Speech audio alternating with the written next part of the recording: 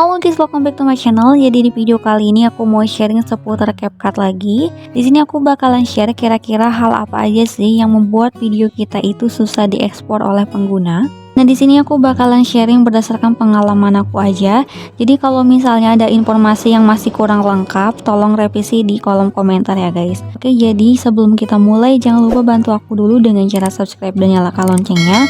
Dan langsung aja kita mulai ke pembahasannya. Oke, jadi hal pertama yang membuat video kalian susah diekspor yaitu editan kalian masih kurang menarik. Nah, disinilah kalian harus mengutamakan kualitas video kalian agar video kalian itu bagus dan terlihat menarik ya guys, supaya orang lain juga itu bisa tertarik untuk menggunakan atau bahkan mengekspor video kalian.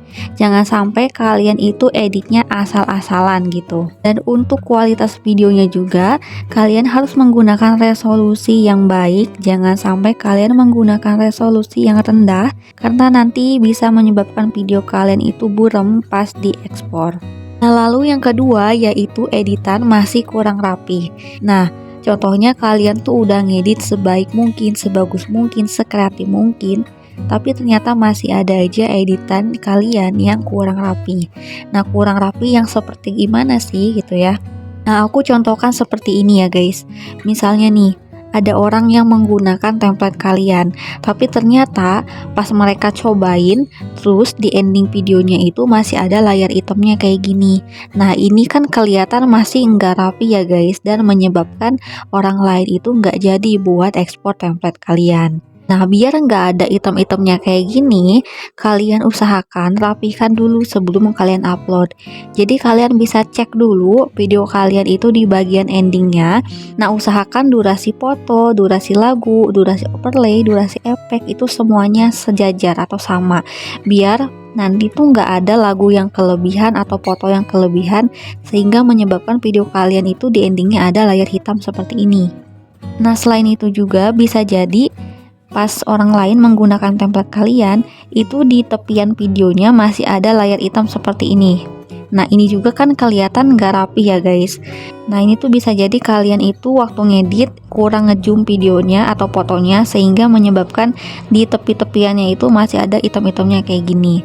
Jadi intinya kalian bisa rapihkan dulu video kalian supaya nanti orang lain juga nggak risih gitu untuk pakai template kalian. Nah, lalu poin yang ketiga, bisa jadi video kalian itu masih belum direkomendasikan oleh CapCut. Nah, misalnya nih, kalian tuh udah ngedit video serapi mungkin, sebagus mungkin, sekreatif mungkin, tapi ternyata masih sepi nih.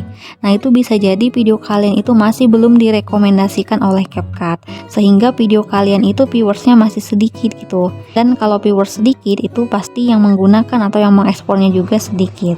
Nah, makanya di sini aku sarankan kalian bisa tonton dulu video aku yang sebelumnya. Di situ aku udah pernah bahas gimana caranya untuk FYP di CapCut.